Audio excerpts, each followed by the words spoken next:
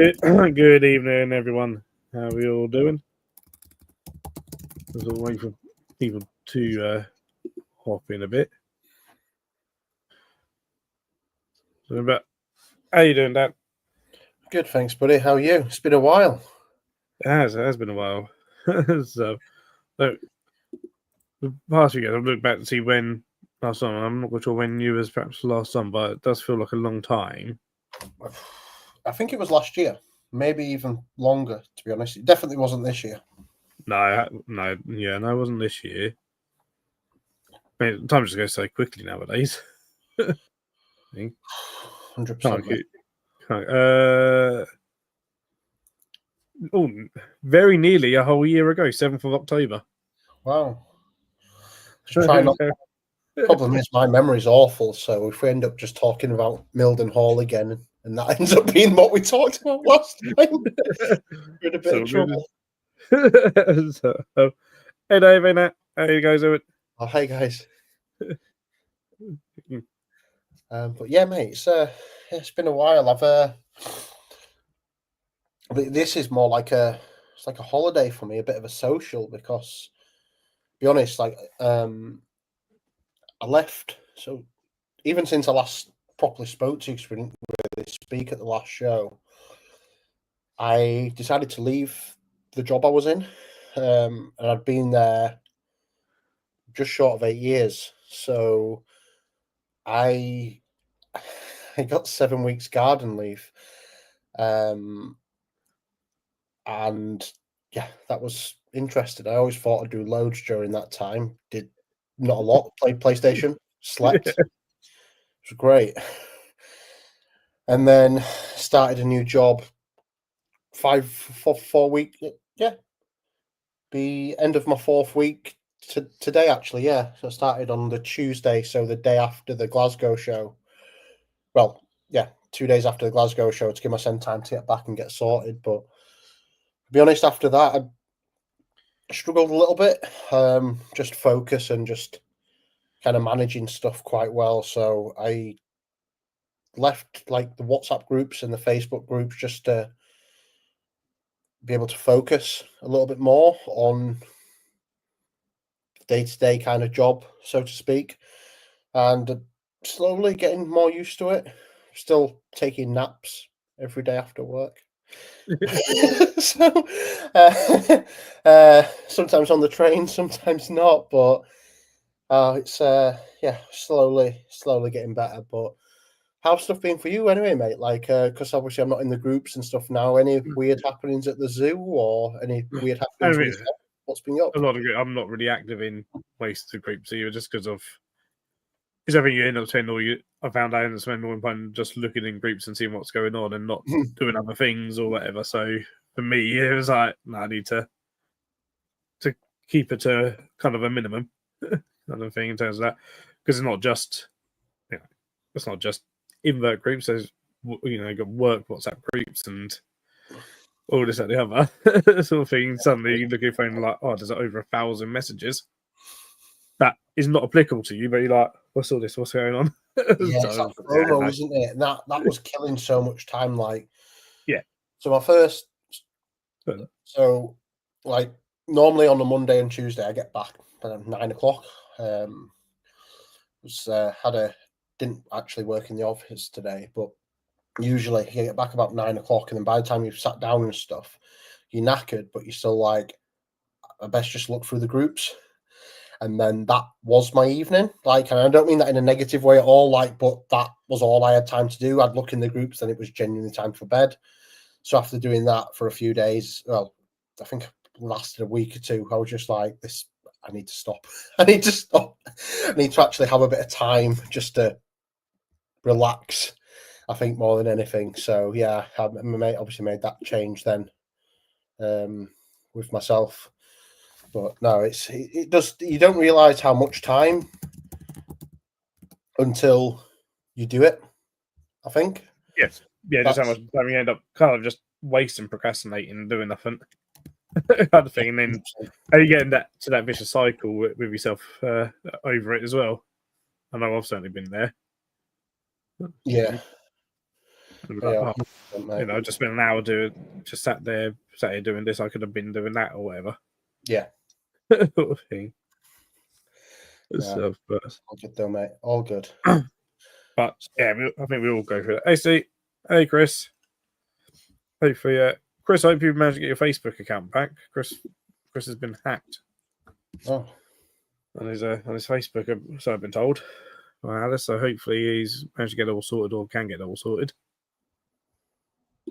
So, but I mean, in terms of so Glasgow, how was Glasgow show? Because I'm yet to do Glasgow show. so I'll be honest with you, like Glasgow show for me is different, like in a good way, in a good way. So every show, I've actually done every show that Invert Shows does this year, and me and Claire have actually been having a chat recently whether we do the same next year or not. It's not so much for the travel and stuff, it's just so much, I guess, that some of the shows take like your full weekend, and then so something I guess needs to change regardless, like whether we take a day off the day after the show or something like that, just for a bit of time. Because but sorry, I'm just waffling a bit. The reason of the Glasgow show is special for us is in the England shows, you see a lot of people consistently, like in a very good way, very good way. Like some, get to see most people every month, pretty much. Whereas Glasgow, there's a lot of people that go to Glasgow shows that can't or just don't go to the other shows.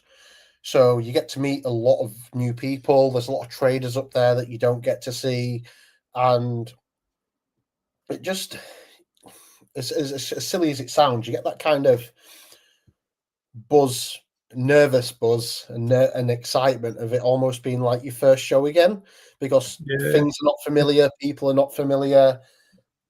And the first year we did it, we had one table. This year we did two, and that's one of the few shows that I know we'll definitely do next year. Just because, yeah, it is obviously appreciate we're quite lucky in the sense that we're in like the middle of the map. So no, hardly any shows over 4 hours for us. Whereas for people like yourself, it's much further for Glasgow. But I would say it's worth it, even just for the experience to go. Even if you, I don't know, send some stock up, post the stock up and fly up or something like Jezza does. Just to experience it, really. It's obviously any show that the guys do, it's really well run, but it just has a kind of different feel to it, and it's honestly surprising year on year that that's the last show to sell out. I appreciate, like you say, it's because I think so many of the hobbyist breeders and people who do it full time are based quite low down on the map, so it is unfortunately too far for a lot of people. But no, mate, 100% would recommend doing it if you can do next year. I think it's one of those where even with enough time, a few people could even get an Airbnb and make a little trip out of it. I think that could be even quite nice. Like Jezza and Luke from Sparse Spiders have their little massive ale trail. Yeah. I don't think I'll be able to keep up. I'm sure Jeremy keeps up with Luke, but I certainly wouldn't be able to keep up with Luke doing that. I couldn't go out with him. I'd just be embarrassing because, like, you'll see a video of Jeremy and you think he's done. He's done. And an hour later, hours later, he's still going. He's still drinking. And I just don't know. It must be something about being in that area because, like, Dave from Mad Manx, he was drinking 80% proof vodka at Bart's house, ended up inhaling a shot so much so it by accident, but essentially what happened is he drank it and I think he sneezed or he coughed at the same time. Oh, God. Burnt all his nose. He couldn't talk for an hour or see. And then he was just drinking again like nothing happened. People in this hobby are just different level. I mean, I bet, to be fair, mate, you must drink a fair bit when you do like a bloodstock or something like that. But you're not having to trade the next day or be coherent there's no the next training day. routine. And I don't drink as much as I used to at bloodstock. Oh, Sort of thing, but no, yeah, that's I can, yeah, that's funny. Yeah, hey Scott, how you doing, mate?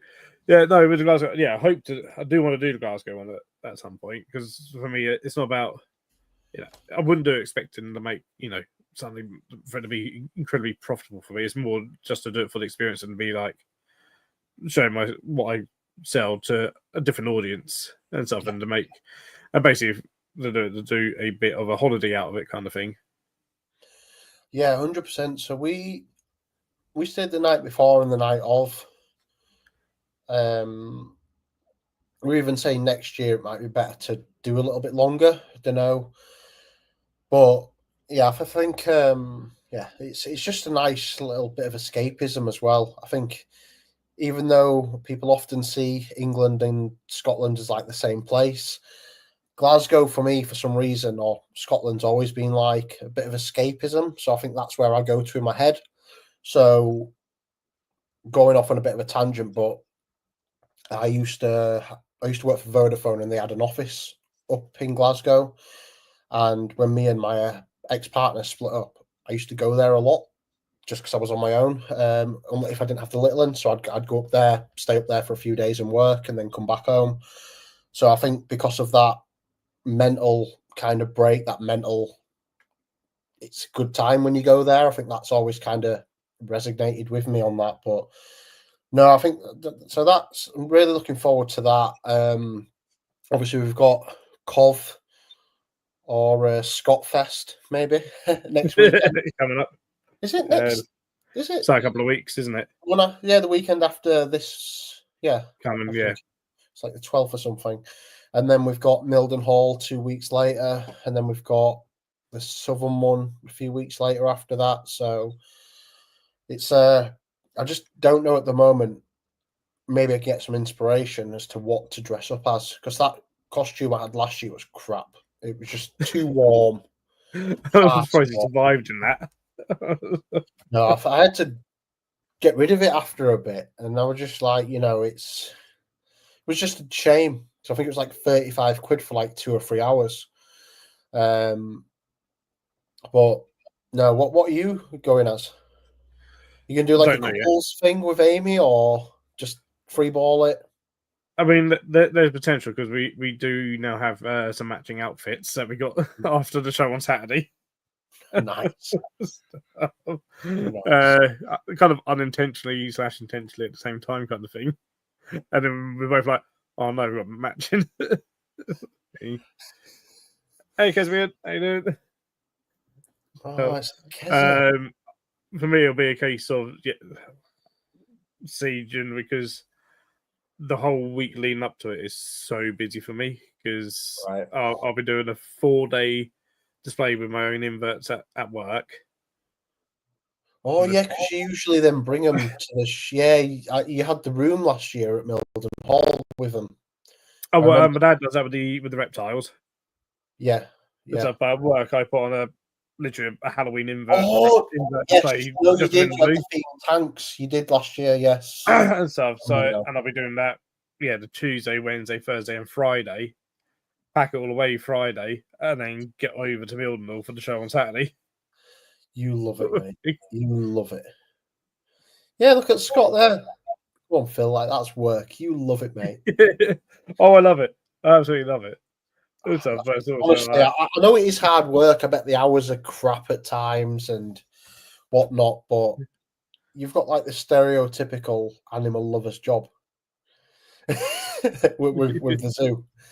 And some of the pictures you put in Scott's chat, when you were more active, I think at the beginning of the year in the enclosures and stuff, it's just wow. It's wow. But, that's only this one's I'll be probably November time. Probably some bits going in there because we've got our next inspection in November, so that's going to be interesting. You can see what see what they come up with and see what rubbish they potentially say. And, You'd be right, mate. but no, it is good. Yeah, my entire every day, all day, every day is inverts. Stuff. I'm a complete madman because most keepers, I know quite a few keepers that have either left the zoo industry just because they're privately keeping, or they've given up their private collections because they're zookeepers and they couldn't do both. Right. Okay. That's interesting. I've got a few friends that have been there, sort of thing, with that, and seen others where, I know he ended up having he had a DWA room, and then he started getting keeper fatigue, basically is what we call it. And based on a few people, like, you might have to give one of them up, and you got to decide whether it's your job or go to a different industry, or your animals to stay in the industry, because I don't know that's something I have to be very mindful of. Is that I end my day and I come up here and I start again. Yeah. Yeah. Especially with the amount of stuff I've got. Sort of thing. Mate, by the time, if you wanted to sell up, by the time you'd sold up, you'd have started collecting again. You have too much stuff, and then you'd be like, "Oh wait, there's a I could put a tank there now. I could put a tank there." Oh, yeah. And I mean, I'm literally kind of been in talks with someone about some space. And it's like, if I ever get to the point, I'd like to get to the point where I need a unit, sort of thing, can afford a unit. Yeah, so that's the first thing, or bit of space and stuff to start taking it out of here and stuff. But then it's like I have to be so careful that I don't then just, as soon as I empty the bit of space, fill it up again. Yeah, so because that wouldn't go well. Sort of I would soon end up overwhelming myself, and that's not something I ever want to do. But I know full well that I could easily be like that. Be like, oh yeah, I can fill this up with this space now. I can fill this up and then go, oh, my flat's empty. Right, let's fill it. I think as well you'd miss, and that's where I thought, like, I'll be honest, I'm at the point now where I don't have space at home for more. I don't. So much so I've kind of put a hold on getting anything new for a while. But me and the missus have kind of had a chat, and it's like, we move house. I mean, the luxury for us, let's say, is we rent. But the thing is now, do we move house to a bigger house or do we get a unit? But like you say, the cost of the unit is there. Yeah, obviously, I appreciate if you move house, that's going to cost as well. But then at the same time, then I think you'd miss just having the animals at home. Like, you'd end up buying stuff again or keeping a few tubs at home, and you'd have to. I mean, let's say if hopefully I get to the point where I can afford and have to move out into a unit, potentially as a commercial entity, maybe. So I would still have some bits here. I would have to have some bits within the fact there'd be, some bits where it's like they are just pets. Yeah. And they're nothing more than, some of the tranches that are, they're not breeding ones or whatever. There's often they're not going anywhere. They're staying here because I like looking at them. Same would be with some of the pods. Some of the pods would stay here, especially things like the cherry blossoms. Anxious and those in the unit. Yeah, the issue is there, Scott. Well, there isn't a loft, but outbuildings and sheds, to heat them, to power and heat, probably looking at a few grand anyway. So by the time you've done that, and the garden's not that big anyway, because we've got the car on the drive, like, it just would make more sense financially and space-wise to move. It really would. Yeah, I think, like you say, the house is pretty maxed at the moment, but Yeah, it's not an issue, if I'm honest with you. To be honest, we were on about moving a year or two ago, but where we're at the moment, it's just cheap. It's really cheap. I mean, they've put the rent up 4 times since we moved in, like 4 years ago, but it's still way under market. So whilst it is, we can obviously keep saving for now. But yeah, there isn't. I'll be honest, it's not viable to get a shed or any other spaces. But yeah, I think the thing is with yours, Scott, like you say, yours is a shed. You say it's a shed, but it's more of a brick outbuilding, isn't it? And it was already built as well. But we all knew that had happened, mate. We all knew that had happened. I'm I pretty bet sure you Tara knew even. that was going to happen. I don't even think, mate.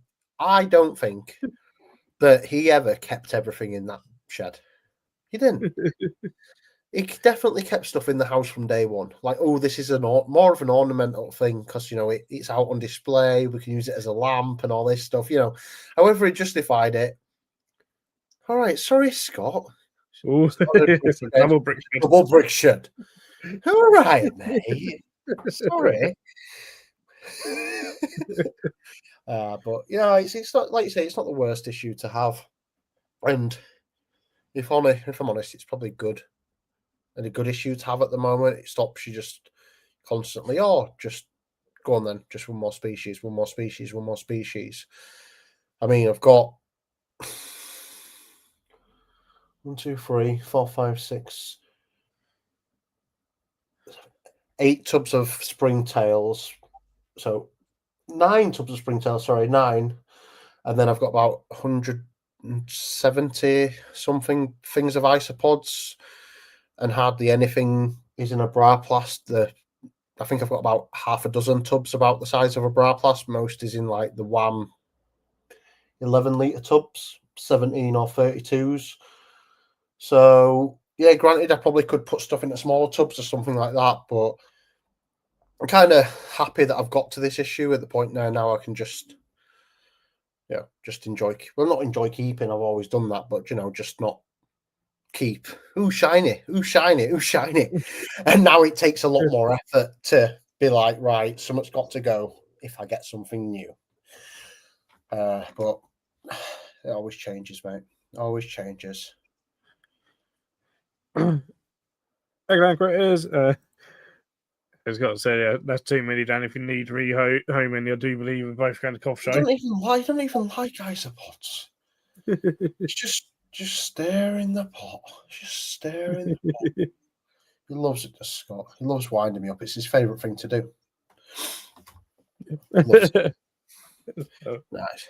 It's good. It's good. It's Scott.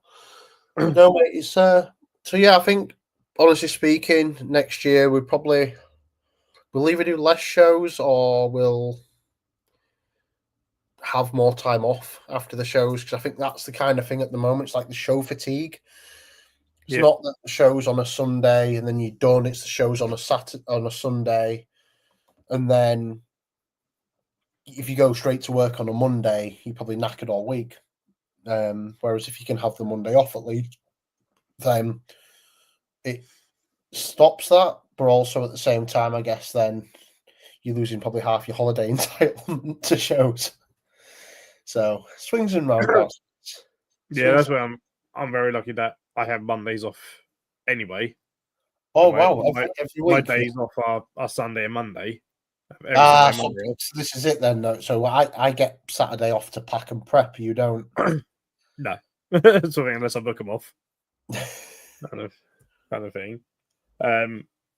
Which for some I certainly do, and there's some where, because I don't use all my holiday up, I'm like, oh, maybe I need to start using more of my holiday up with regards to shows or like days before shows and stuff. And the ones that are further away, I tend to have a bit more time off for them. But otherwise, so like for Bristol, I tend to have we go down on Saturday and then come back on the Monday. Yeah, what we had as a rule this year is if it's 2 hours or just a bit more, we'll go and come back the same day. If it's over 2 hours, we'll generally stay over. But like just using common sense, I guess. So Peterborough was 2 hours 15. So we're like, right, we'll still come home.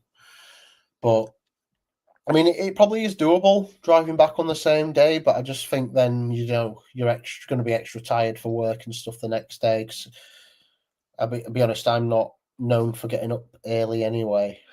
I'm usually the last to get to the show. There's always a line of actual, let's say, not normal people, like people who are not trading, ready to get into the show by the time I get there. But no, so Keza, for yours, I didn't actually realise the Southern was as far as you. You're Bournemouth, aren't you?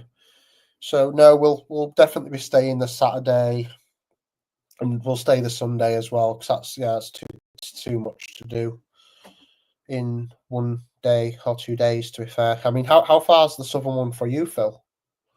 It's not too bad. It's probably about 2.5 hours. Oh wow, it's still a fair bit from you then. I Sort of thought thing. So we'll be staying the night. But the plan is to stay the night before somewhere. Yeah. Sort of thing. But it's not too bad. It's probably it's probably 2.5 to 3 hours. So it's again we still have that sort of similar thing of like 2 hours.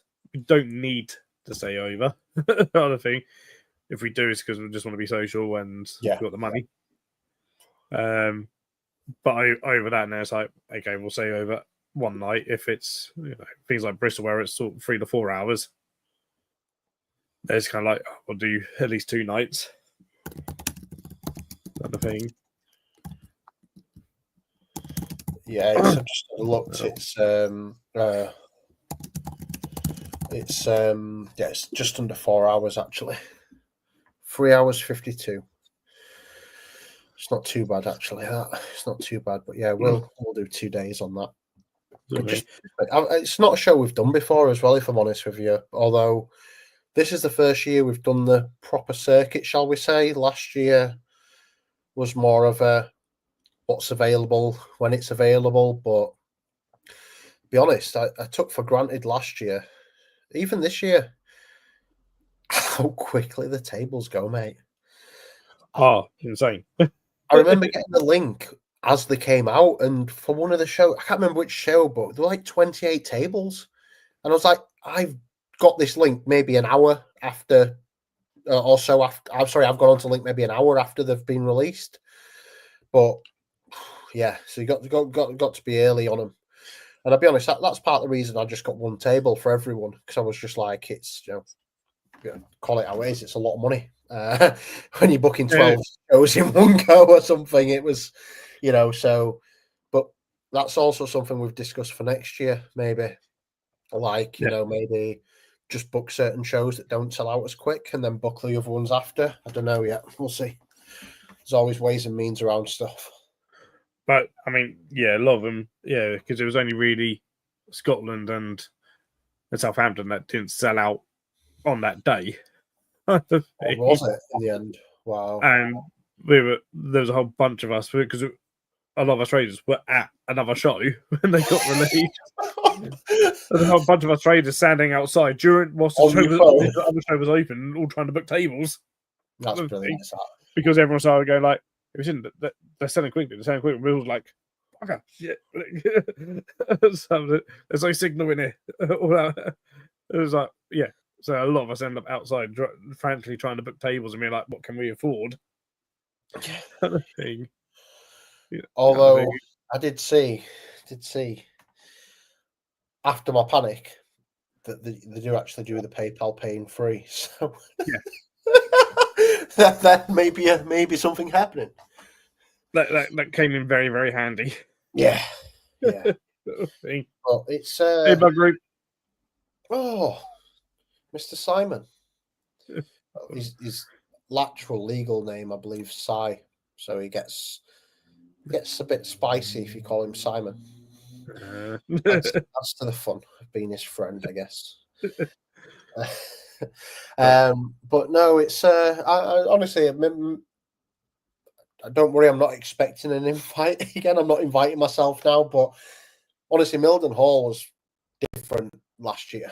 It was just a different show. The fact that some of us came back to your mum's after and just kind of chatting and stuff. It was sometimes meet people before the shows, but never really meet. Well, you meet at the pub or something, but I think in that intimate setting where everyone's like in a room and not drinking or what. Well, some people will drink, but do you know what I mean? Like being in someone's Something house really rather than the pub or something. It was a very different feel to it all, really. It was nice, and surprisingly, a lot of KFC up for grabs after everyone had grabbed some. Thought I'd be patient and wait so I didn't look greedy, but then I was greedy and there was still too much. So no, mate. Anyway, have you I do have a request actually, if anyone can help on the chat. I've got a personal request. I would like, if it's okay, if anyone's got quite a few powder oranges. Been low on those for a while. I did message, I think I've messaged you, Phil, and one or two of us. Yep. I've got a see if few I've got a few I can set this to, yeah. Sort of thing. And then I can probably get a load of just kind of standard Phronosis. Well, this is the thing. I've got just so I think one of the things I love about pods, one of the things like my blues and my oranges are very slow.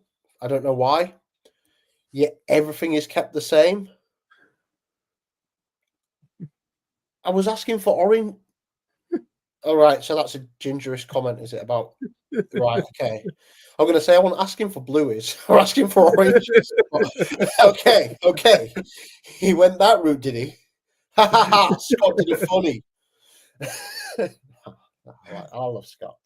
But yeah, I keep them all the same, but everything else has gone mental.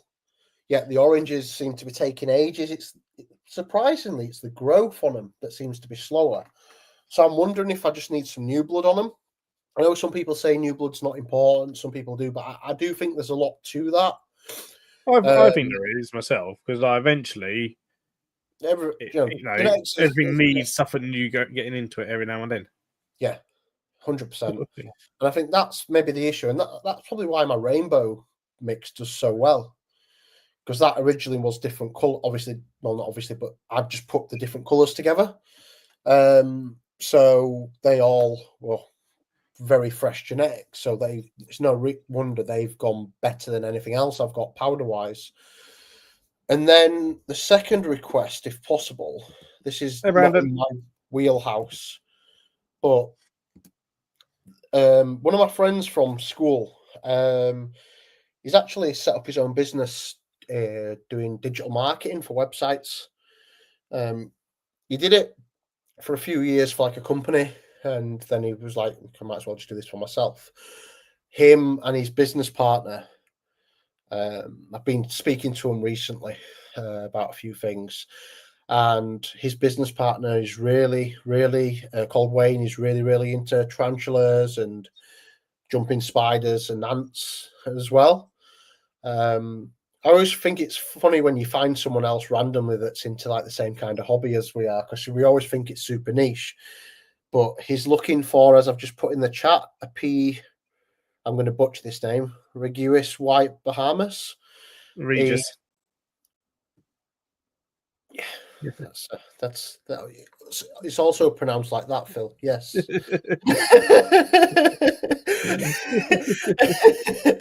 And, so if anyone has what Phil said, yeah, please let me know, because Wayne is really looking for one of them at the moment. He texted me actually today and said they're very beautiful, but I'm finding it pretty much impossible to get hold of one. So if anyone, there he is, Wayne Banner. That's him. Hey, Wayne. Yes. So if anyone can help Wayne, or if anyone wants help with digital marketing, again, Wayne's the guy. It was funny because we had a kind of a chat about my website and what they could do a few weeks ago, and then he was just like, "Oh, have you heard of the Spider Shop?" And I was like, "Yeah, yep. I have." they're a pretty big deal in this. And yeah, he was on about like I think he orders from them pretty much like every week, like buying all the different stuff, and we just ended up going down a rabbit hole of talking about New World and Old World for about half an hour of the chat. But you know, if anyone can help him, please let him know. Because I'll probably forget, but send Amy a message because she's more on the jumping spider circles than I am. She may have heard of someone with like Bahamas around. I appreciate that. Yeah, I'll drop Amy a message. Might do it tomorrow by the time we come off this. Might be a little bit late. But what's kind of your thing at the moment then, Phil? Like what's your main kind of passion if you had to hone it into one type of animal at the moment? I can't hone it into one. That's my problem. Have you gone crabs though, like a lot of people? A lot of people are on the crabs train at the moment. Absolutely love the crabs. And I'm doing more and more crabs. Scott's got crabs. And I've got 3 tubs of babies at the moment. Oh wow. Oh wow. What types? Almost had the pronunciation. What types do you have at the moment? Do you have like the vampires, I'm guessing? Yes, mainly vampires. Yep. So I've got various vampire crabs. Across and a lot of them aren't even speciated. Sort of thing. Oh wow. Got, yeah, the general purple vampire crab, just I've done already, which I've bred. What's known as the yellow vampire, which has bright yellow carapace and purple legs and purple claws, which I've bred twice. They're my 3 lots of babies. Oh wow. Now, I've got a pair of daredevils, which I'm hoping they'll breed. So you've got a cheat code though. You've got Eli Exotics. They have, they've got such a good selection in all the time. Such a good selection. A lot of crabs. And a lot might have come from him. He goes like, right, what you got to do? Right, yep, going over that. Yeah, I've got those. I've got blood devils. I've got the red devils. As I've got over there, I've got violets. Well, actually, no, I've got a violet because I've got a load of violets and they're all male, so I've sold 8 of them. Wow. Get one male in the hope that I'll find a female. Yeah. Such bad odds. I've got a pair of black legs. I hope they'll breed. Ronins, which are fairly new. I'll bring a new one in. So, and then I've also got white pearl crabs, which aren't vampire crabs, but keep sort of similar. Right, okay. And then currently at the moment, 1 giant crab as well that is technically for sale. Nice. Technically. Yeah. Oh, he is, because I don't have the space to keep him long term. Oh, mate, I was looking at them coconut ones because I think, was it the Spider Shop or some? Someone had one at a show, and I was like, that looks incredible. He had them at Milne Hall last year. He had a decent size pair of them. Then I googled it, and I was just like, I don't have space. Me and Chris kind of convinced Jeremy to get one when we all visited Ely. He had 3 there, and then what kind of done it was when Tom went, they've now just been banned from export from Indonesia. Can't get them anymore. These are the last 3 available. Wow. So Jeremy got one, and then Tom said that the other 2 sold the next day.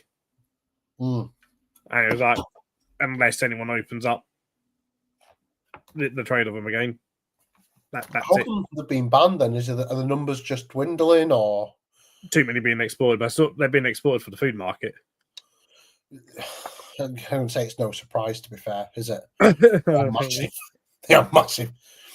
So yeah, Indonesia's now put a stop on those ones. Other crabs you can still get from Indonesia, but coconut crabs, nope. No, those somewhat special. And that's the issue. I think as a hobbyist like ourselves, I think if you had enough money, you'd always run out of space at some point. You'd always run out of space. You'd find something. Yeah, there's always one more thing. There's one more thing, especially if you've got a DWA, the amount of stuff that I know I can buy. Well, I know where to get it, but obviously I don't have the license or the space. Like it's amazing just how readily available some animals are. But like you said, I have to be honest, the space is what puts me off more than anything else. Actually, even trying to get the license, which I appreciate is very different and can be very difficult as well, depending on the local council you have. But we can all dream. We can all dream. And that goes across various licensing. That goes into the AL license. It goes into the zoo license as well. They all are very, very different to each other. and that's very different. It's actually something I sort of had a brief chat about at the AES show, because there's a couple of fellow zookeepers there, and so they're all both invert zookeepers as well. And I was saying how at least only 1-2 weeks ago, whatever, had another keeper at another zoo messaged me asking for advice because their licensing on their inspection, they got asked that they need to record or count all their springtails and keep an accurate record of every single springtail. And they're like, what? Okay. Yeah. So that's not really feasible. Okay. Not practical. Not like what? So we're like basically potentially going to have to do a thing of like through bars of guidance of like, if councils and stuff say you got to do this, no, you don't, because that's just ridiculous. By the time you've counted them, they will have reproduced. No one's got time for that. No zoo's got the money to employ someone just to do that, and no one's going to be willing to do. For whatever money, you're going to be so bored just counting springtails every day. I can imagine how broken you'd be. Amy's like, "Are you okay?" You'd be like, "I don't want to talk about it. Don't want to talk about it." But what happens? I mean, I remember when the old Bristol Zoo was around, they once one of my friends who used to be a keeper, and he spent 3 days purely counting millipedes. Wow. He counted over 10,000. Please say that everything was fine after the count.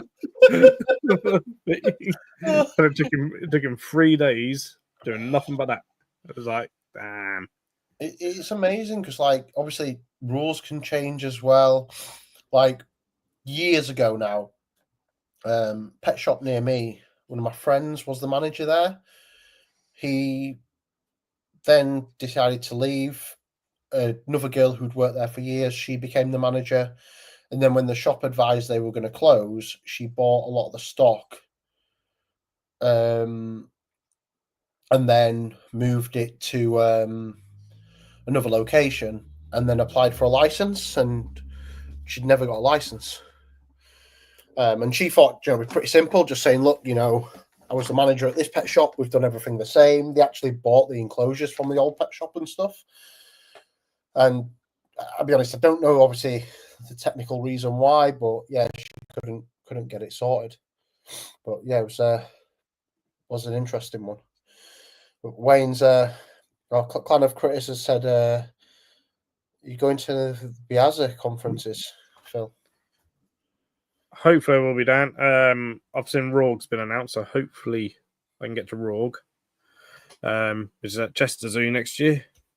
So I don't know because Twig didn't have anything for this year. When I asked at the beginning of the year if we was going to have a conference, I don't know if we'll have one next year either. But hopefully we'll have something for Twig. They're the main bars ones that I tend to try and get to. Well, certainly Twig because I'm on the steering committee.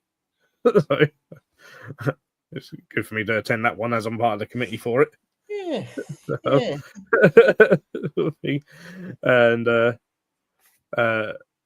and then see what other ones. But outside of Piazza, AHH is always a good one that I like to go to in March time at Drayton Manor, which is a nice mix of zoo trade and private, which I enjoy that mix.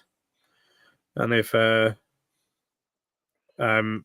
friends Lulabelle's Jungle and Animal Teach, along with things our Animal World, they're going to be hopefully doing a conference that's going to mix kind of AAL and zoo and stuff together, and sort of, for educators and stuff, which will be interesting.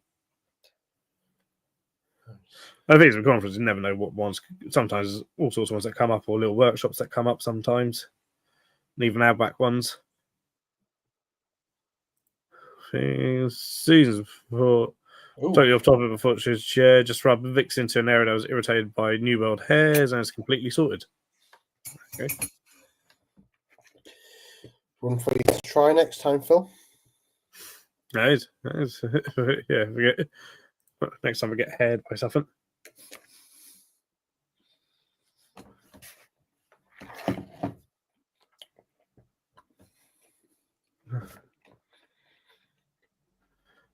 Sorry, this is a lot more chewy than I expected. And was addictive. I'm guessing that's Alice, as Chris is already in chat.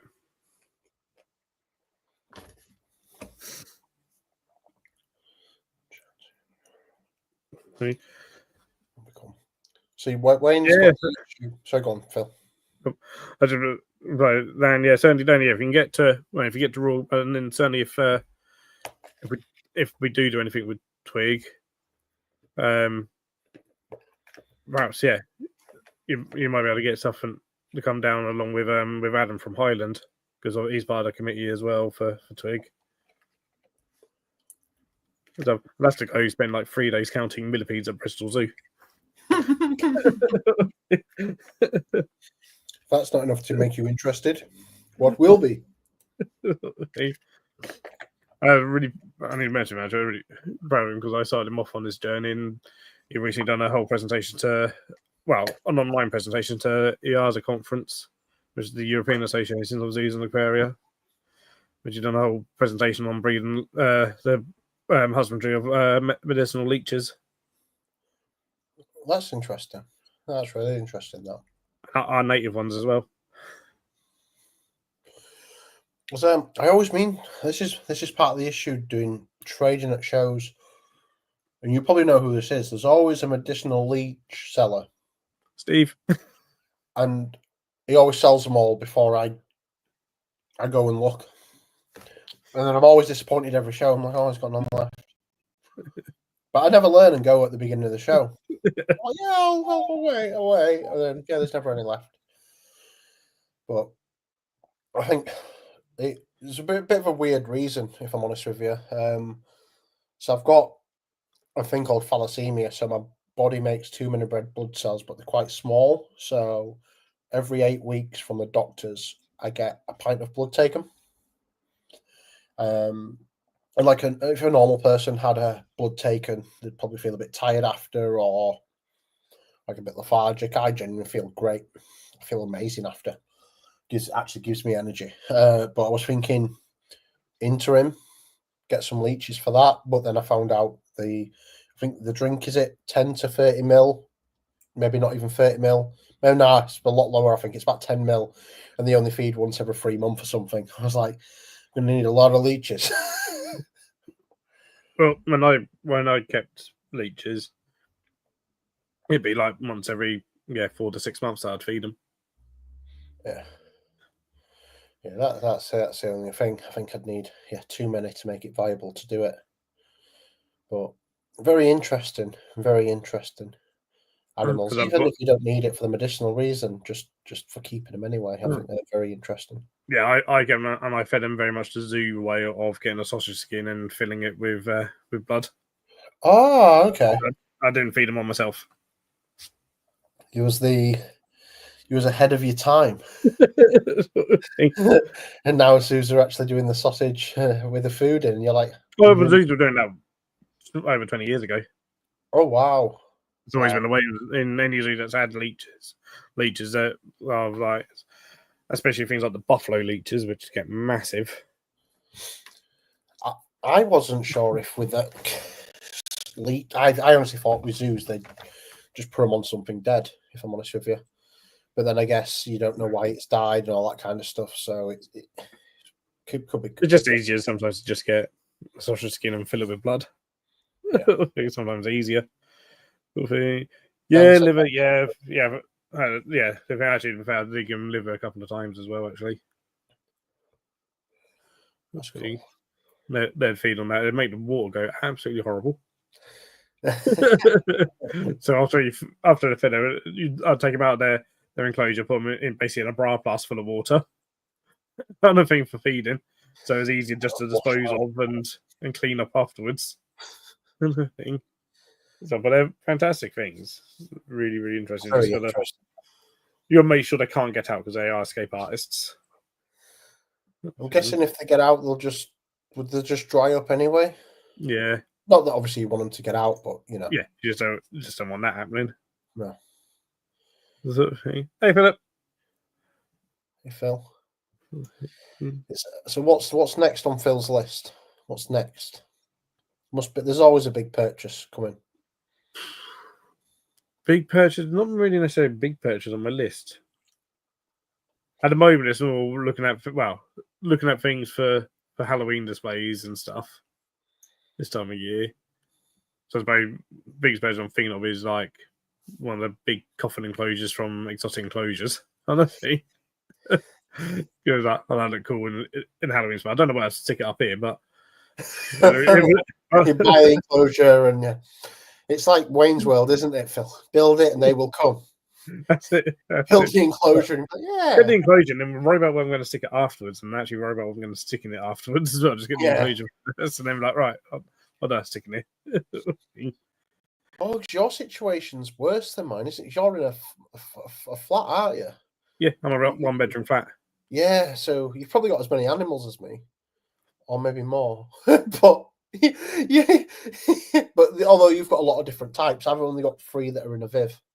Yeah, I've got a lot of different types. I mean, yeah, in terms of the pod, it's pods over 100 colonies of pods. Nice. Some of them are small. A lot of them are still small, small colonies, sort of thing. But yeah, over 100 colonies of pods. There's various ranches. There's all the different scorpions.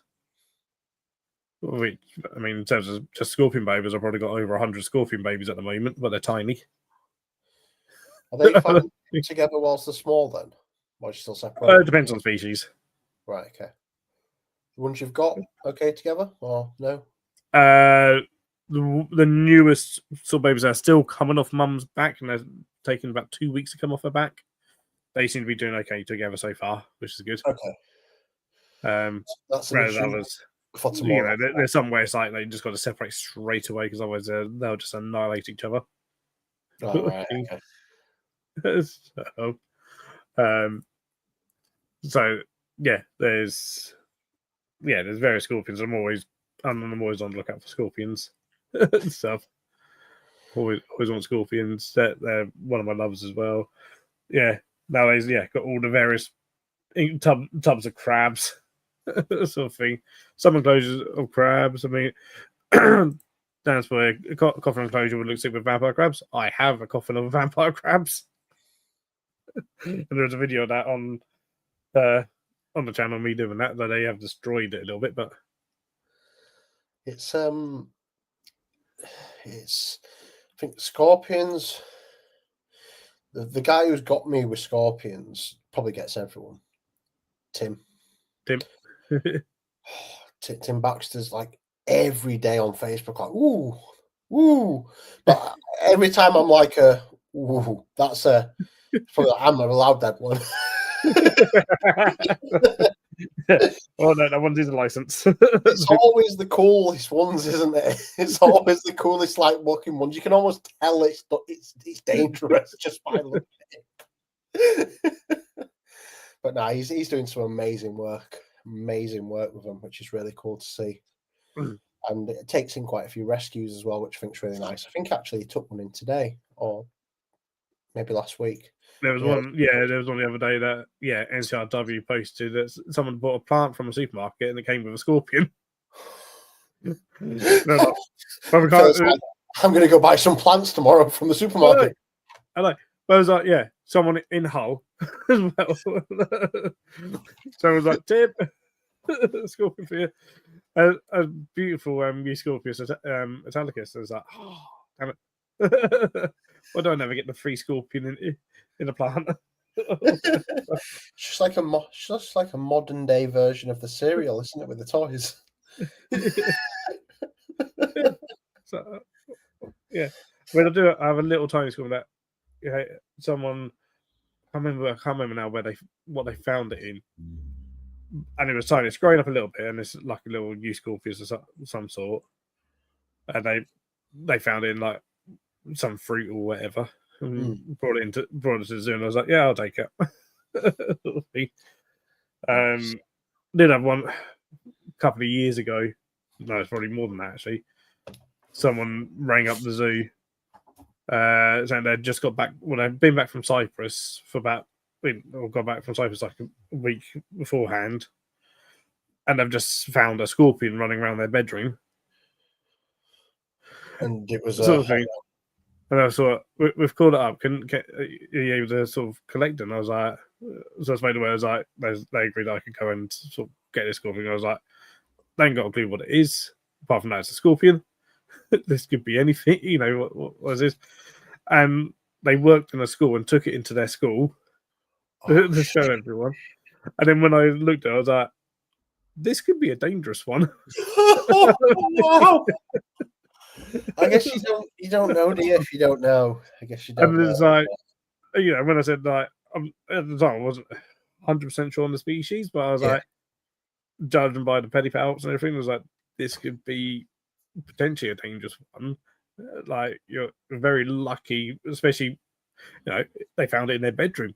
You walk around barefoot in your bedroom, walk around just in socks. Yeah, It's stood on that and stuff, and go back. And back then, the Zoo Invert World didn't use Facebook. We used some stupid social media software that took forever.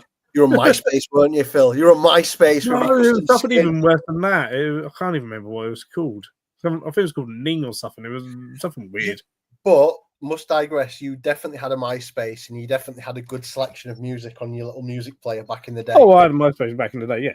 Of course it Tom was everybody's friend. How life was so much simpler. Well, I also had a Vampire Freaks. What are you on about? You had what, sorry? I had a Vampire Freaks as well. It's basically the goth version. It was but then this Scorpion, I ended up getting it down to that it was a Mesobuphus, so part of the Buffidae. And it was, Mesobuphus Cyprius. I was like, that's a DWA one. It's not necessarily a fatal one, but it was like, you don't want to be stung by that. It's amazing. It's like even certain stuff that doesn't need a DWA, but in my opinion, I don't know. My opinion isn't worth anything because I have nowhere near as much experience as probably anyone in this chat about tarantulas, spiders. But six-eyed sand spider, I had one of those a few years ago, and when I used to watch that bite something, like obviously to eat, the actions and stuff that made when it, like, that venom goes to work very quick and does some terrible things. And I just think, normal person can just go and buy that. And that, if that bit you, you'd be in a world of trouble. It might not kill you, like you say, with like some stuff, but it's not good. Not good. Yeah, they're definitely not to be underestimated. But in the scorpion, something like the Nebo scorpions, I've got a pair of Nebos. They're not hot, but they're up there. Yeah, I think that's one of the things that's pretty cool in the hobby, isn't it? The fact that we have access to so much. For good and for bad. It depends. I mean, you still get them horror stories every so often, don't you, where someone for the first snake gets a retic or an anaconda for like 20-30 quid from a pet shop. And you're like, yeah, that's going to be interesting. Dan's started the process for a DWA, arranging a vet visit at the moment, so we'll see. Probably not going to do it this year. But in the future, I see myself having a few hot species. So what would be your pick, Dan? What would be like your top 2 or 3? Like, I'll be honest, if I had a DWA, if I got one, it would be for a caiman. Just that's always been the single animal I've always wanted that needs a DWA. But caiman's cool. They just don't do anything. Yeah, and need a lot. It's space again, like with most stuff, isn't it? But like you say, it's just you're just going to watch it basking all the time unless you're feeding it.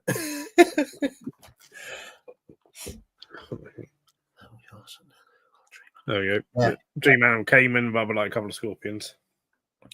Nice. Question for Phil, I guess, and Dan. Once you've got a DWA, obviously, I know you need to let them know anytime you get a new animal, but you don't have to reapply, do you? Yeah. Isn't it like a blanket one, but then, do you know what I mean? You've still got to go through the process of check-in again. Yeah, I thought you meant like, do you have to because you have to renew it every so often and be re-inspected and stuff, depending on the council. Right, okay. But does, like, say, for example, you got one tomorrow, would that cover you for a certain amount of animals, or is that, it's just the one animal, isn't it, that you get, I think? Is that right? I think, again, I don't have a DWA, never had a DWA, so not really looked into it properly, but I know people who have, and I've even like changed councils with DWA, and it's been very different rules. Of one was like, no, you got DWA, you keep whatever you like. Oh wow! Another thing. Okay. And then one was like, even if it was like you can only have this amount of this species, and your license covers that, and any more you need to basically ask permission to get more and to have your license up, and even like number of species and stuff. Oh, wow. So it does depend on the council sometimes as well. Isn't it? It's like the rules just been so different. It covers any amount of animals, but you need to inform of each one. But some councils are very lax on it. Yeah. There's one where like he moved from one council that was very hot on it kind of thing to one that was very lax on it. And when it came to it, they're just like, no, we don't need to know what you got. And he's like, well, I've got this. This is my list of animals. And like, no, we don't need to know. We don't, we don't get his license. Oh wow! He's just all right. Look, come and make sure it's all good. And it was like, and the council, is essentially moving from one town to the neighbouring town, but they come under different councils. And that's why sometimes it's you go 2 miles down the road and there's different rules. That's amazing, isn't it? It is amazing with some stuff. Edinburgh's quite strict, but here we go, East Lothian, but it's bandit country. Goes. Dan's moving. If this dude go well, go to East Lothian. And same with pricing as well. Pricing's all different. And that same.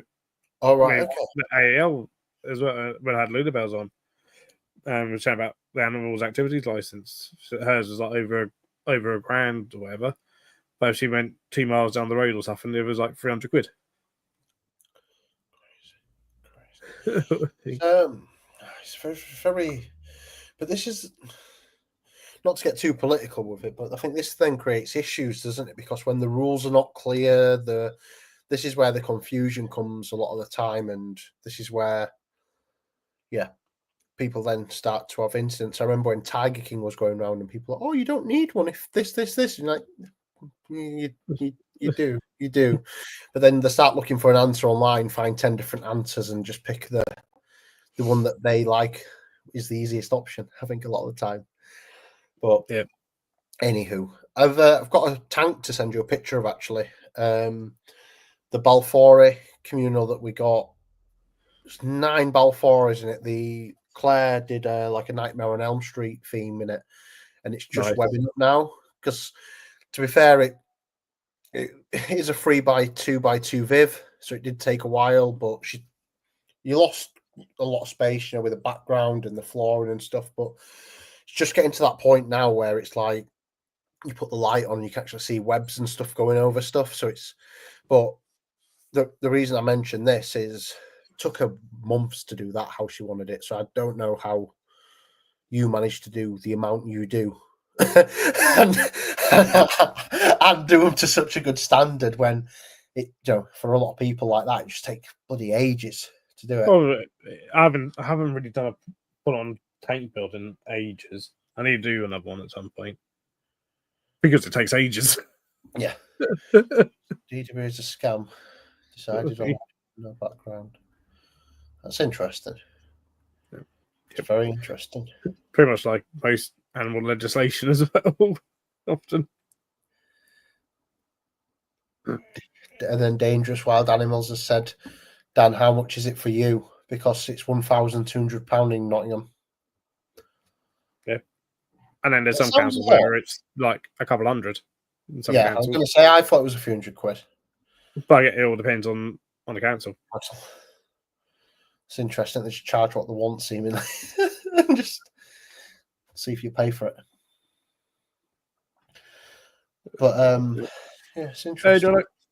So that's where, like, again, people like RIK, Responsible Reptile Keeping, really do sort of come in and help him with things like that. Yeah.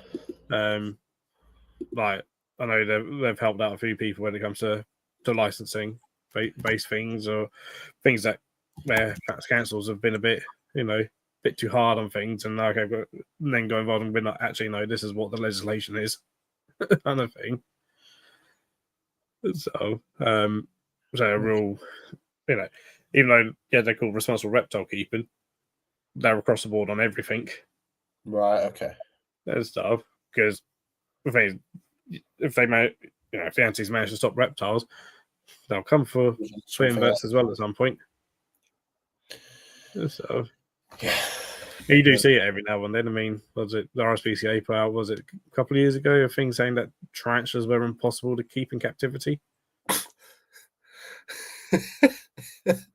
Oh, really?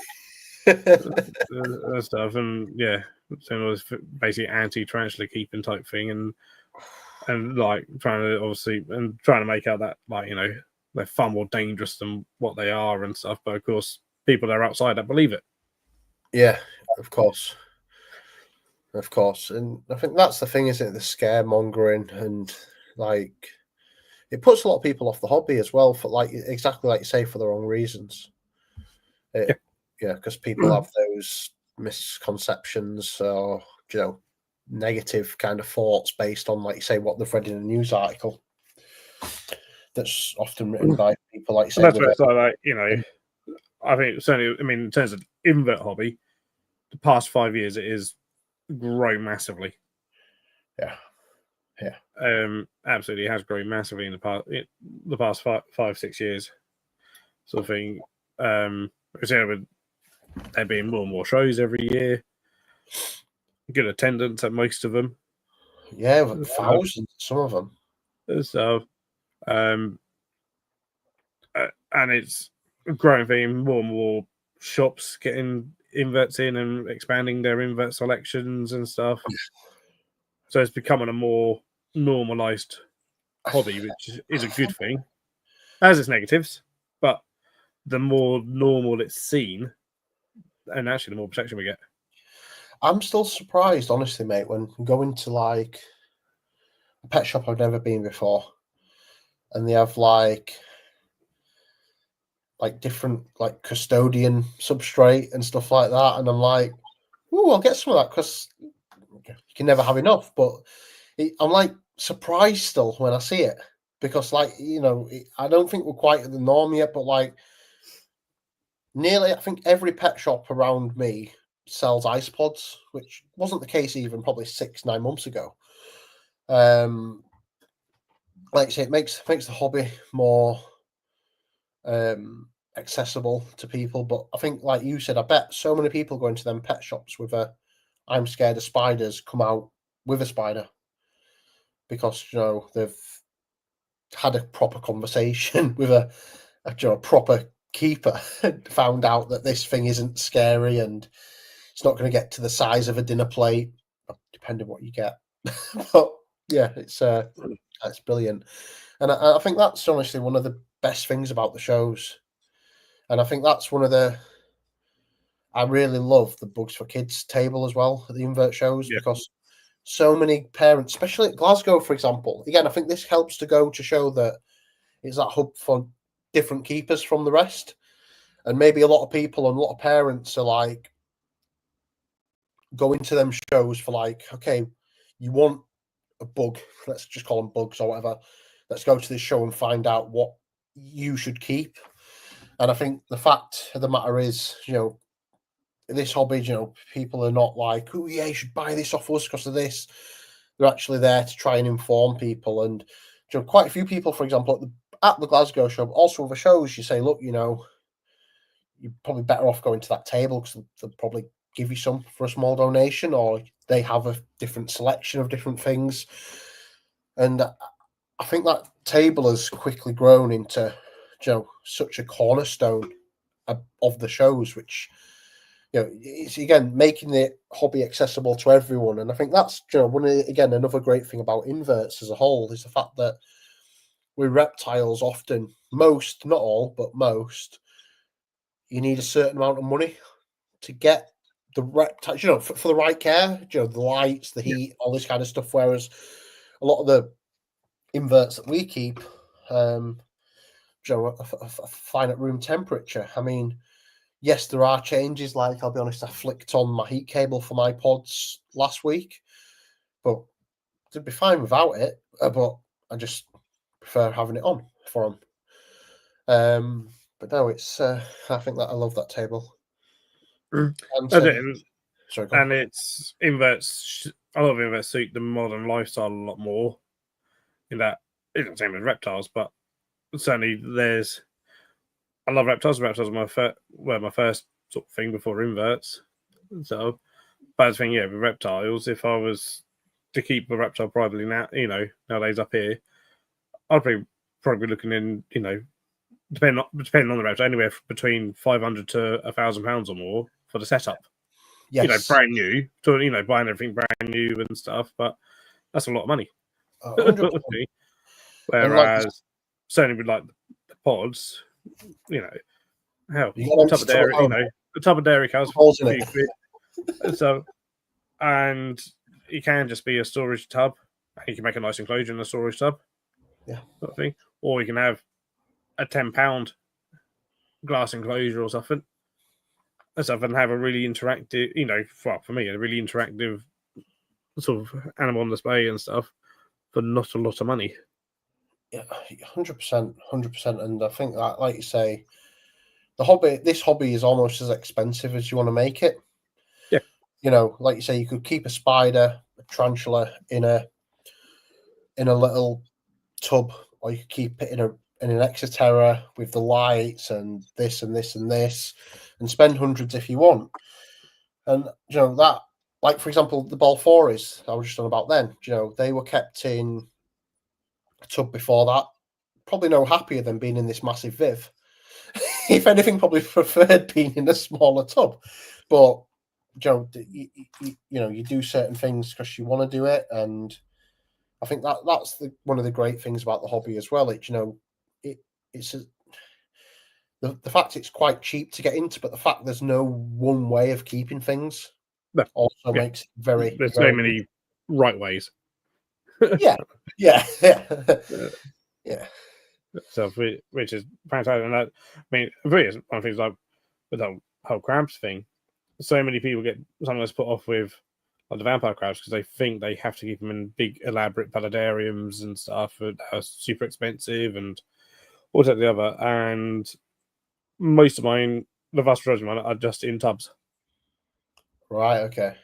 And that's what they're breeding in. Yeah.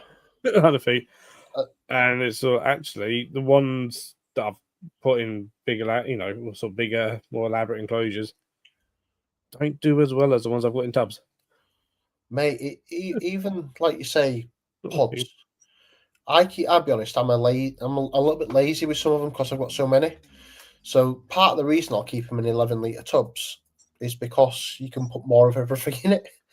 And then, I try and do maintenance every 4 days, but if I miss it for a day or 2, 3 days, they're fine because there's so much space of, the soil and the moss and stuff stays humid for longer because there's more of it, etc., etc. But like you said, they'd probably be happier in a smaller space, to be honest. So, when people say, "Oh, it's only in a small tub," it's probably exactly like I use that methodology, like you said. If it's breeding, chances are it's happy to a certain extent. Some stuff will just breed. Yeah. I mean, I've seen bearded. I know it's going on to reptiles, but I've seen beardies kept in horrible conditions that breed or are bred. But anywho. Yeah, no, absolutely. So, Stick insects are easy. as for if he has to suggest a pet to someone without knowing anything about them, he'd go for a giant millipede. They're pretty much a perfect pet in every way. So, Chris now say it's bloody expensive, and yet ongoing cost for reptiles with electric cost, food, diet, depending on the reptile enrichment space requirements. Yeah. So he says, single sex are so easy, free food, you just have to collect it. Yep. Yeah. So the price of frozen snake food is just going up and up and up. It is, and it's going to continue going up as well. And there's also in comes Phil with the plug. I don't make any money. I don't make any money from the plug. But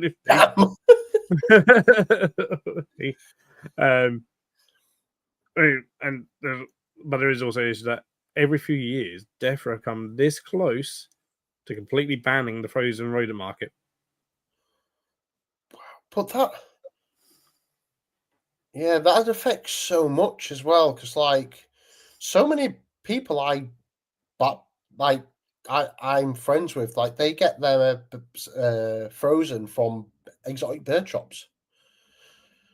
That obviously they have them for birds of prey and stuff like that. So it's wow, what I didn't know they were that expensive now. I thought, when I had the berm 2 years ago, maybe the large rats were only about $4.50. So they've almost doubled in 2 years. Wow. But that's why the other product is now out now, is because the Arcadia Evo RX, obviously some people don't like it, some people love it, sort of thing. Everyone's entitled to their own opinions on it, but the reason that Monkfield, because it's a Monkfield product, Arcadia Monkfield brand, came up with that is because they've been working on it for about 10 years. Is that 10 years ago, DEFRA almost completely banned the frozen rodent market. Right, that's the reason they came out. Because someone got salmonella from a frozen mouse. Did someone swallow it or something? No, they decided to defrost it in their microwave and not clean it in between, stick their own food in there. I think I've been a teenager in a cup a few times. And probably that goes down as a reptile-related salmonella case. Wow. From that, so I got very close to saying complete ban on frozen rodent market. So that's why I had to start looking at alternative methods. I'll be honest. I'm actually going to get some next time I go to. I'm going to go see Jordan at Peculiar Pets. Not been to see his shop in ages. He's one of those keepers that's so passionate that every time you go, he's rearranged the shop somehow, and he's always got new stuff, always doing new things. But he's been trialing the Arcadia foods on different animals, explaining how it's worked or how it's not worked. Being very open, being very transparent. But I want to get some off him, and there's a pointless thing to do just because, again, I'm weird and I like doing weird stuff with the pods. I've got 2 different tubs of dairy cows, and every so often I'll feed them different things or do different things just to see what happens. And it'd be interesting to give them one of those and then give one a pinky or something of the same weight and see what they take down quicker. Actually, that'll be quite interesting to do. Yeah, I've got some in my freezer that I was sent. I sort of just haven't had the time yet, but like the properly give one to dairy cows and see what they make of it, because I'm pretty sure they'll devour it. I think they might even take it quicker because obviously there's a mix of different things in it to entice them. Animals Addictor has said, would it be a ban on just the public if death were banned frozen, or would it impact zoos as well, Phil? Do you know that? If they would ban it, would if they ever do ban it, which hopefully they don't, but if they ever did, it would just be a complete blanket ban. Wow. And that's what they were talking about. Wow. Sort of thing, which is why nowadays a lot of, well, I don't know necessarily where Peregrine get theirs from, but certainly all they're still selling frozen rodents. All come from China. Oh, really? Yeah, most of the rodents in the UK, so there's frozen food comes from China. They literally make everything. I saw that again. This is random and not related to anything, but I saw that might be why actually that apparently mice are hard to get in some states in America at the moment. Potentially, I don't know if they get in theirs from the same farms, but that's what I'm thinking, because I can't remember what the ball python breeder is called, but they bought like 1,000 or 2,000 mice to breed, and they were like, "Look, we're going to get these breed in and sell them in state, but we've already applied for like a license to sell them out of state after to help the shortage." So that, especially with all the trade stuff going on, that makes sense why there's a shortage, because I wondered why there was a sudden thing. But it's like cuttlebone as well and other things like that. Like, so much of the stuff in our hobby comes from China. Yeah. So much. Yeah. So a lot of time we just don't realise it. Just waiting now till they start popping up now that your phone listens to you. And Timu's promising you 5,000 pinkies for £4. I'll tell you what, mate. I stayed away from that for ages. I stayed away, and then Bart. I sat next to Bart the night before the Glasgow show. He showed me a few things. I was like, "Oh, okay." Used his link, although his link and then my team was Polish, and I couldn't change it back for ages. I was just like, "Oh, shit." But I don't speak Polish. I got a light box today, so hopefully that works. Nice. Yeah. Well, there's some good stuff on it. Good leeway into your photography, because you're really working on your photography recently, aren't you? I don't know how much good it's doing me, mate, but it was a weird little journey. So I bought a camera with a zoom scope, and I was told that'll do the same for macro. Bought it, had the issues, then found out that was not true. So bought a macro lens, spent 300 quid on that, just over, and then I went to a camera little get together kind of group, and a guy had the same lens on a really good camera. It took him 20 minutes genuinely to take a picture on my camera, and on his like 10 seconds, because it was touchscreen and it had focus. It found the focus automatically, and this. So then, I went and bought the camera the other week. Managed to actually, got a really good deal on the camera I wanted. And then I had a macro lesson the other day, and get this for random.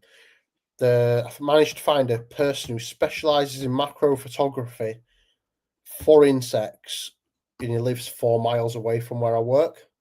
I was like, match made in heaven, although I felt like I was going to Bloodstock on my way to work that day, because I had 3 different bags with me. Because he was like, bring all your camera kit so we can shoot it exactly how it'd be at your house. And then when I got through the door at 11:30 at night, I had to be up at 5 again the next day. I was like, I should have booked half a day off. So But yeah, is it Ross? is it Ross? Is that the? Is it Ross? Is that the who? You mean like the macro person I found, or like is the brand of the light box or something? A little bit confused. But yeah, so I just need now. I've been juggling between Affinity or Lightroom. I think I'm going to get Affinity because you only have to pay for it as one off. But to Ross Piper. No, this guy lives in Manchester. I don't think he's a doctor. One second. I can't remember. He's no, surname is North. Tony North, he's called, sorry. But yeah, he's won awards and stuff in macro photography for inverts and insects. I was like, this guy. It's fate. Yes, you can teach me.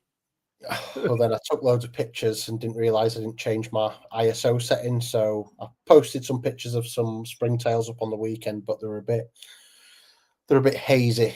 But progression, it's just time. I think that's the only issue I have at the moment. Just by the time you've done work and done everything else, it's just do it tomorrow. But want to just start blocking out a little bit of time to do it because I do really enjoy it. I really enjoy it, and it's amazing that when you take a picture, even with a good phone, to be fair, like it looks like a totally different animal. It's like seeing like how Scott, for example, does the feeding videos and stuff like that of the tarantulas, seeing how like Grindler does it. Like it gives the animals another depth that you've never seen before. Yeah. It is honestly amazing. Absolutely. But then I was asking people like Jaden how much they'd spent on the setup, and I was like, okay. that's not feasible. Mate, it's part of the fun, and I think that gives me something at least to focus on probably for the next few months. Just taking pictures of everything again, just in the light box with the camera, and trying to create like a little, almost a theme on the website, like make everything look uniformed because I've taken some pictures, I've paid for some pictures. I've given pods for pictures. I've done pretty much anything and everything to get most of the pictures I've got, but which is great because some of the pictures are amazing. But I just want that kind of that uniformed feel, and I think that that's why I went and did that. But we'll see. It's one of those things that if I had all the time, I'd seem to get quite far, but I don't have that at the moment. It's like from this, probably eat again. And then I'll be up at 5, so won't be doing anything after work tomorrow. I'll be going to bed. You must be up early though for the zoo, right? Yeah, I get up fairly early. Yeah, I'm a fairly early riser anyway. Oh no. Sort of. Although I wake up tired, but like my body suddenly was like, "Oh, it's time to wake up." And I'm like, "No, whatever." But I wake up tired. I am tired. I go to bed tired. I think I'm developing narcolepsy. I fell asleep yesterday at the circus as the motorbikes were going round in the cage for the finale. And I was just like, I actually rung the doctors today because I was like, that's not okay. If there were signs before, this was definitely the sign that was like, not good. And the doctor was like, well, how do you want me to help you today? And I was like, I don't know. And he was like, you must have some idea. I was like, I've not Googled how are you going to fix me. Like, just help. Oh, man. But no, I think that's the stigma one day, I hope. Not the stigma, that's the image one day I want to change about me. Think if when people went through doing the chat GPT, like little boxes with the people, my 2 things that you'd get free in my little box would be slippers and a coffee or a Red Bull. Either's fine, but it would be a caffeinated drink. That's why I was drinking this like when we started, which normal people don't do. But yeah, anywho, what would your two things be, Phil? Do you reckon? What would your two things be? The stereotypical two things that we'd see with Phil. I'd have to be some kind of invert, but trying to narrow down to one would be difficult. And then I think it'd be like a rock sort of a thing, like some sort of music thing. There's got to be something to do with metal music. Yeah.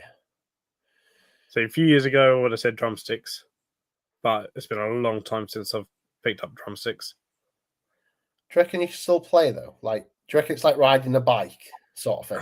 Yeah. I reckon if I had time, again, it all comes down to time and the space to sit down behind a kit. I reckon some of it would come back to me fairly quickly. There'd be stuff that I wouldn't be able to do, or would be rusty on, but there's certain bits I would be like, yeah, this is feeling good. This is, what I used to be able to do or whatever, but sort of thing. But yeah, it's been many years since I sat behind a kit. If this is the issue, though, isn't it? Like even with a digital one, in your head how it works is, I could get one digital drum set, or I could get another 12 tanks. I just don't. I don't even have the space for what I would want in terms of like an electronic kit. It'd have to be one that I could easily, fold away to pack away or whatever. But I don't really have the space to unfold it and set it out. Amy's like, Phil, where's the bed? You're like, shh, fine. I just don't know when I buy. She's like, every so often, she's like, where are you putting that? You're like, I'll find somewhere. I've got a giant crab living on my sofa. My missus is like Amy by the sounds of it. Like, just doesn't even question stuff now. Like, or doesn't put up a fight. Like the other day, she got home and the bench and one of the chairs for the dining room table was outside, like next to the bin. She didn't question it. It was actually me who mentioned it later on in the day. But like, see where I've put my cardboard boxes now. She was like, oh yeah, I wondered why they were outside. I was like, yeah. Reorganizing. We don't sit at the table. Who needs a table? Although I pack at the table now. But so yeah, no, I mean, yeah. So yeah, nowadays, probably some of some kind of invert, and then probably a gig ticket or bloodstock ticket. I'm gonna do a bloodstock. Nice. Do you do any others apart from bloodstock? That's the festival I do. In terms of other gigs, I've had a couple of free Iron Maiden gigs from Mark A8. Bless him. Oh wow! Sort of thing over the past sort of few years. Oh wow! Sort of thing. Well, last year went sort of Slipknot with Matt, Mark, and Connor. Nice. Got a couple of ones lined up for next year. I've got Bloodstock's already booked thanks to Matt Transfer Rookie. So Bloodstock's already on for next year. Nice. So there's a few others that are coming up that have been announced. I sort of like, oh yeah, try and get to those gigs. Other thing. It's the only other issue, isn't it? Trying to book it in now with the shows. I'm trying to book the trade and also to make sure that I can get the time off work. And even just again the monetary side of things, because like gigs aren't cheap. It's whilst you're there as well, isn't it? Like, because they can charge what they want for food and drinks. Because where else are you going to get it from? Yeah, that's why you spend a fortune, isn't it? Really. But this is it. Even like a cheapish gig ticket, for a decent sized band, you're looking at what, 50 quid, 60 quid. Thing. But then you got the travel, the food, the drink, the merch. All the necessities. yeah. So suddenly You spent 200 quid. Mate. Sort of thing is just sort of disappears, and I mean, merch goes up and up in price all the time. It's ridiculous. As I was talking to your mum at the last show, and she was mentioning like obviously it being full already for Milden Hall and stuff, and how obviously well it's sold out. And she was like, I was like, do you fancy another place? And she was like, no, because it wouldn't be Milden Hall. I was like, yeah, but then we could call it Phil Fest. And she's like, absolutely fucking not. Absolutely not. But I must say, mate, your confidence level at that last show was unreal. So for anyone who doesn't know this, I booked my table, back in November or something. And like Phil said, I think all the tables for the Peterborough show sold out the same day or by the next day.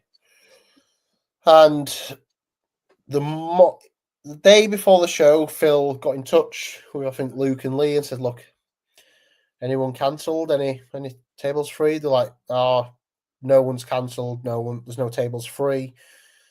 But if anyone doesn't turn up half an hour before the show opens, you can have a table.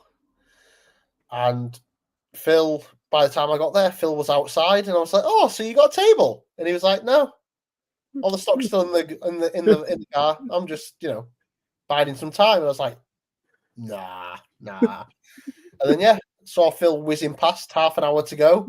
He got a table. He brought all his stuff and stayed over the night before off the bet of. I didn't say overnight before. Oh, did you not? I thought you did. No. That's not as bad then. Although I had the stress of getting up so early to bring all your shit. Like, I only live an hour away, so it was like Amy gave me the idea, and then my mum had the same idea. It was like, so we'll just pack stuff just in case. I had a phone call from Luke on Bart's phone.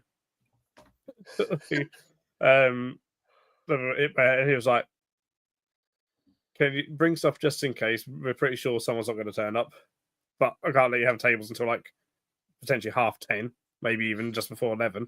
And I was like, "That's right. I'll bring stuff. I'll just bring stuff just in case."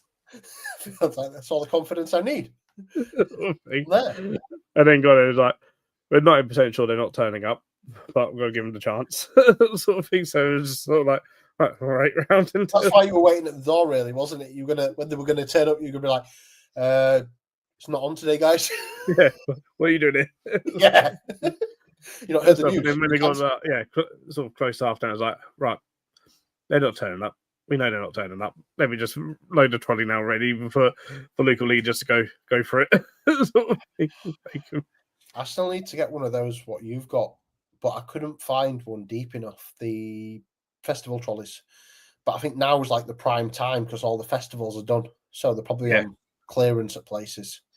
But the only ones I could see in the range were like not, too deep, which was a bit strange. But have to have a look. No, mine came. I've got off Amazon, and it's pretty much exactly the same as the one as Matt Transhericky's got, and Chris has got pretty much exactly the same as that. Although the back of his folds down, oh, okay. to open up even more. Yeah, because yours just folds together, doesn't it? This one's together, yeah. But so Chris's goes in and then halves again. Oh no! When it's unfolded as a trolley, the very back of it can fold. That has like a tail on it. Oh, like a truck. All right, okay. Yeah. It has a boot. It has a boot. It's how the other half live in it. Chris has got his boot with his trolley. Scott's got his double brick shed. We're just here scraping by. That trolley, I use it for so many things. Nice. So it's like, it wasn't a cheap trolley, but it's its money's worth out of it. No, that's good. Sort of thing, which is sort of the main thing with that. But Peterborough show was it was a mad rush trying to set up 2 tables in half an hour. No, you got 2 in the end. Yeah. Oh wow. I got 2 tables and my parents got 2 tables.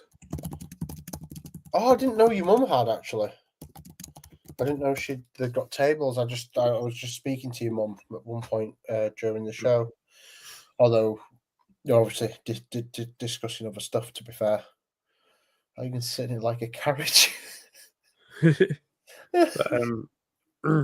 So, but yeah, no, yeah. So I was glad to get those two because I didn't think I was going to be trading that day, Yeah. sort of thing. And there was a chance I wasn't going to be, which then would have meant I wouldn't be able to buy so much. Not how it works, Phil. You meant to go to the show and not bring as much stuff back. So I think there's only been one show when I've done that. That was a good 3 years ago. Oh, that's brilliant. So you just place an order with you, Dan? Just basics, build up a collection again, and the birthday on Wednesday. There you go. Oh, no. Sorry, that sounds really awful. The reason I say no is because you've just said it's your birthday. I saw it pop up and I was going to message you. I need to not post it until Wednesday, please. The issue I've got is, so as I said at the beginning, I've got to be in the office. Well, I've got to be in Manchester by like 8:30 Monday and Tuesday. And usually the missus is at home.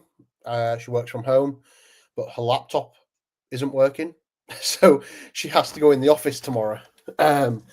So she won't be around to post it. So I'd need to post it on Wednesday, if that's all right. But we can obviously chat later on that. But yeah, I'm really sorry. That's not good on my part. But no, thank you very much. I do appreciate that. And with it being your birthday, I will put something extra in for you. Yeah, sorry about that. Dave's asked what he's getting because he's being nosy. GDPR. That's what he's getting. He's got no worries. No, I appreciate that, Steve. Thank you. So yeah, before when I had my old job, it was weird. Well, not weird. It was easier because like I only used to work. It was a 20-minute journey away on the train. But with this, in fact, might be able to post it. I might be able to take it to Manchester and just drop it at a post office in Manchester. That might work actually. And it'll keep my back nice and warm, having heat packing all the way. Like a really fancy Dora the Explorer backpack. Cozy. But yeah, it's I think that's just the issue at the moment. It's the travel. It kind of writes off the 2 days, but other than that, it's all good. But what have you got? Anything exciting to bring to the next show, Phil? For Cov? Giant crab. I think you'll have decided to keep it. You said it's technically for sale. I mean, I do want to keep them, but I can't. Can't. Thought about potentially selling a lot of other things and then investing in a giant tank. Right. Okay. I love it. Shows with you and never. You probably all. That's what how you. You probably got no real gauge how well a show is done, other than from this show I managed to buy this. You probably never actually come home with any money. It's rare that I come home with cash. But it's because you love it, mate, isn't it? It's because you love it, yeah. And it is, and it enables the hobby, enables yourself to do more, get more. That's it, and for me, in terms of the business side of things, it's all a case of trying to get to a point where the animals are self-sustaining, and it's the business side of things basically pays for all the animals and keeps them all going and stuff. And it's still hobby because I'm only getting in things that I like. Yeah. And it's okay if it doesn't sell, oh well, I'll keep it, sort of thing. Yeah. Even if it's stuff that I bought bought in to sell, or with the pods buying. Yes, I want to read them and then eventually make them available, but at the same time, I'm only going to buy pods that I'm interested in and want to keep. Sort of the same with anything and everything else. Yeah, I've got 2 pod books actually. I'll send a picture of them to you after I've almost finished reading one. So I might be ready for the show for you actually if you've not already seen it. Are they by Oren McMonagall? You're asking questions now, Philip. You're asking questions now. I think it's the only one that's for sale on. One of them is the only one that's for sale on Amazon. The book. Because I've got 2 Isopod books from him. Yeah, it's the Isopod zoology one. Yeah, it's a good one. So you got that one, okay? I've got that, and I got the first one as well. The pill books and other Isopods. Yep. Are they different enough to buy both? Would you recommend buying both? They are different to each other because the other one's got obviously pill bugs in as well, and stuff, as well as sort of other things. Ooh, there's a new one as well from Andrew Raymond. I've not seen that one before. Interesting. It's got It's got lemon blues at the bottom of it. Oh, I haven't seen that one. Yeah, it's interesting. I must have. I don't know if it's just come up or something, but I've not seen that for sale before. And it doesn't look like there's any reviews by Andrew O. Raymond. Interesting. As long as it's not like some terrible AI generated rubbish. Well, mate, I was saying this to Claire the other day. Like, I used to watch films and been mesmerized a lot about how the shot's been taken. For example, if something's floating in the middle of the ocean and it pans back, and you see the ripple from wherever the object's fallen in or whatever, you don't see where the boat is or whatever. I used to think that is amazing how they've shot that. And now you're like, because you don't know what's real and what's not anymore, do you, really? Yeah. Goes to show what's scary, though, how good it's got as quickly as it's got. That's what is the scary thing, I think, about AI. The fact that, it's already... Normally something comes out new, it's crap for ages, but it just took the world by storm so quick, and it seems to be improving and, getting better every day. It's amazing. Oh, yeah. But I know there's been at least 2 books on scorpions that you can buy on Amazon that are just AI generated rubbish. So, I think one of them is titled something like "Scorpion as Pet."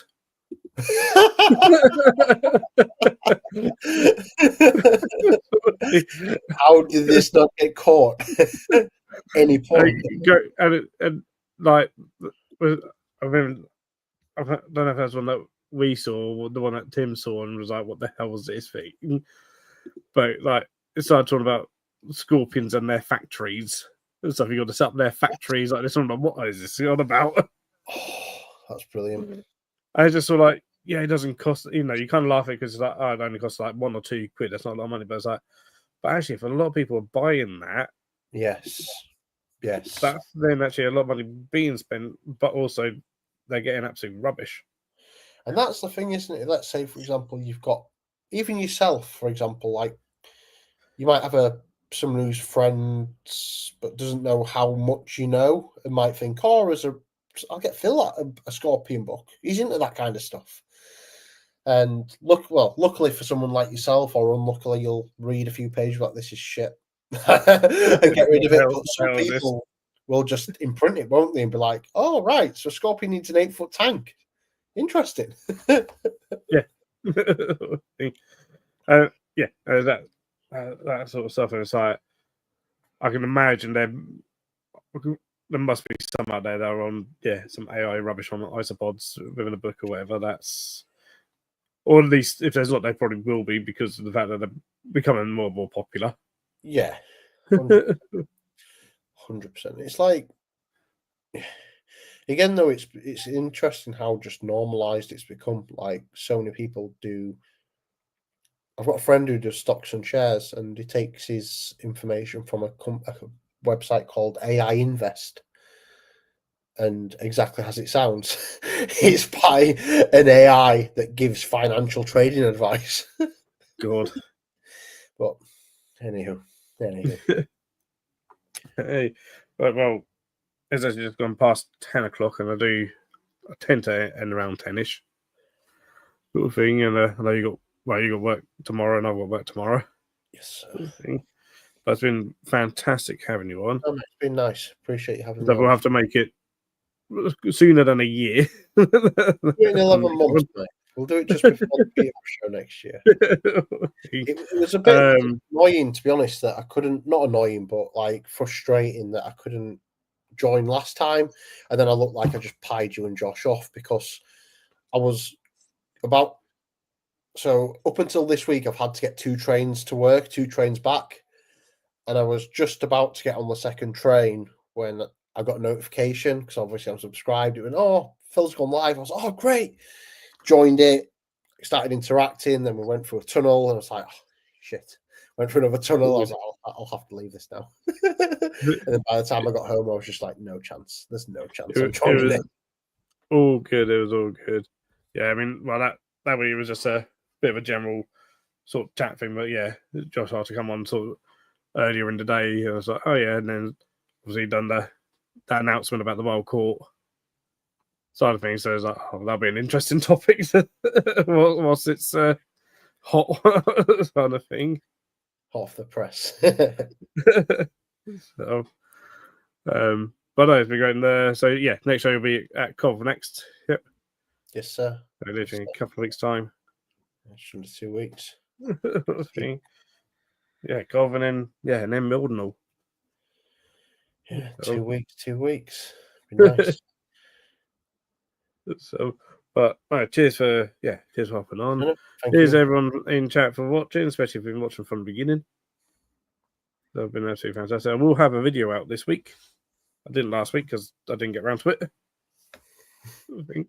But there will be one out this week on the AES show that I was at on Saturday. That stuff, which is a good show.